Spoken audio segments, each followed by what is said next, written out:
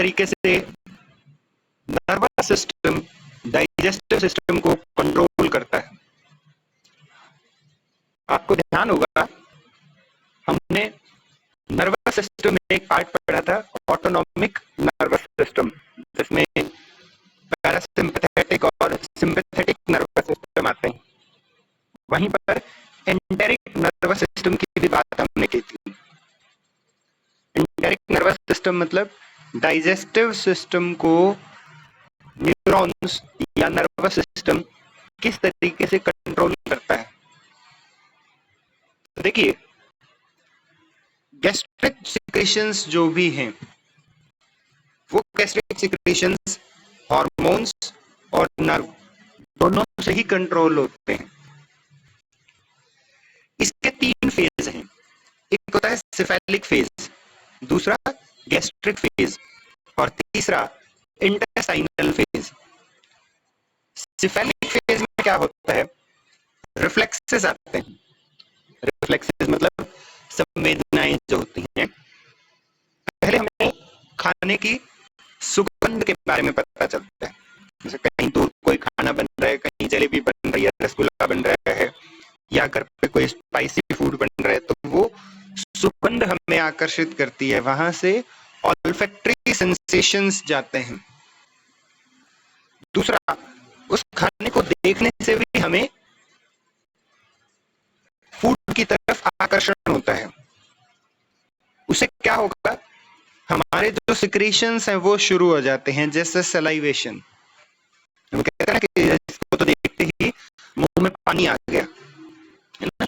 तो सबको जिसको जो भी चीज पसंद होती है, उस चीज को देख करके हमें उसके प्रति आकर्षण होता है। तो वो क्या है कि ब्रेन को मैसेज आता है, जो चीज हमें अच्छी लगती है उसके रिगार्डिंग ब्रेन को मैसेज आता है, और ब्रेन जो सेंसेशंस भेजता है, जो मोटर सेंसेशंस होती हैं, वो सेंसेशंस सिक्रीशन शुरू कर देती हैं।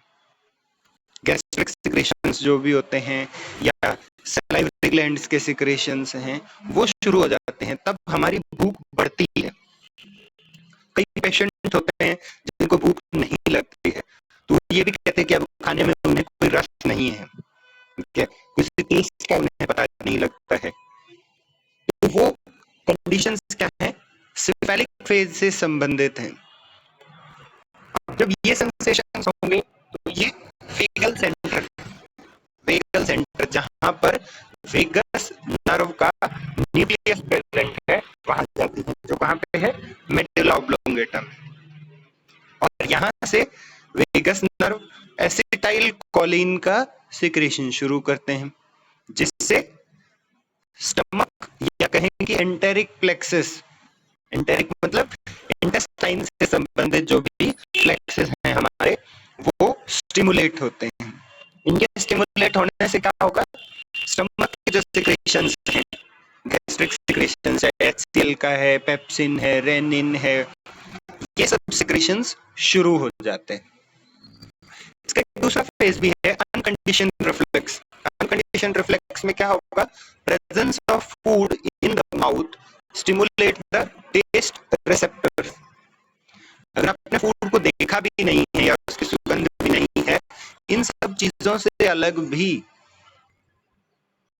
किसी फूड का टेस्ट लेना, टेस्ट से भी टेस्ट रिसेप्टर्स स्टिमुलेट होते हैं। जब हम टंग की फिजियोलॉजी पढ़ रहे थे तब हमने इस बारे में पढ़ा था कि पेपिलाई जो होते हैं, पेपिलाई में टेस्ट रिसेप्टर्स या टेस्ट सेंस होते हैं, इनसे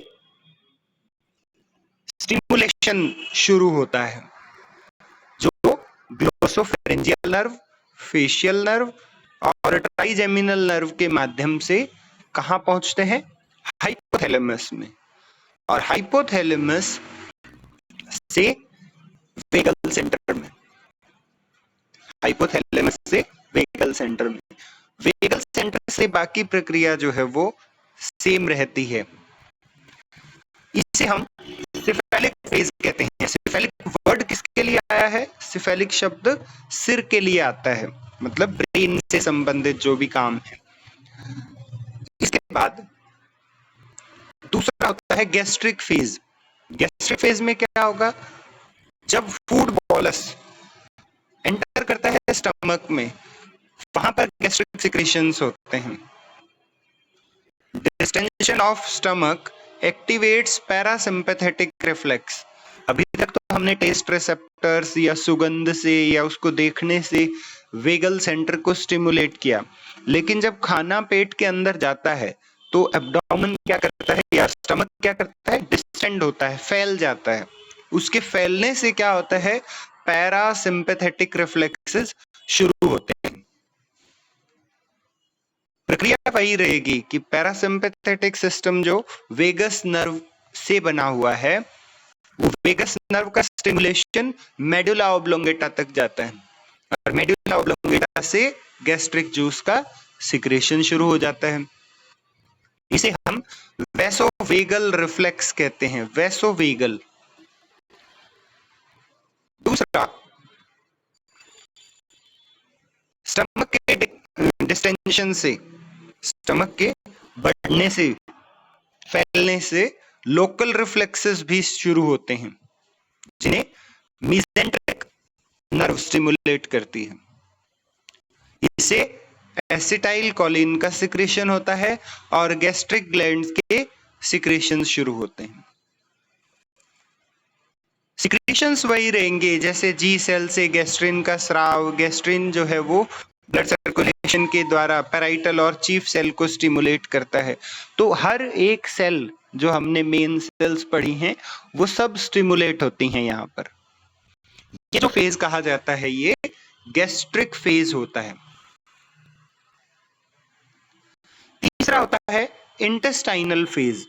इंटेस्टाइनल फेज क्या होता है, गैस्ट्रिक काइम के स्मॉल इंटेस्टाइन में पहुंचने पर पीएच 2 से कम होने एवं फैट डाइजेशन प्रोडक्ट्स होने पर गैस्ट्रिक सिक्रेशन इनहिबिट होते हैं। और जो सिक्रेशंस ऊपर शुरू हुए हैं, हमने देखा कि स्टमक के अंदर तो HCl भी होता है, पेप्सिन भी होता है, गैस्ट्रिन भी होता है, म्यूसिन भी होता है, ये सब शुरू हो चुके थे, फूड बॉलस के अंदर मिक्स हो चुके हैं, काइम बन चुका है, लेकिन इनका पीएच क्या है, 2 से कम है।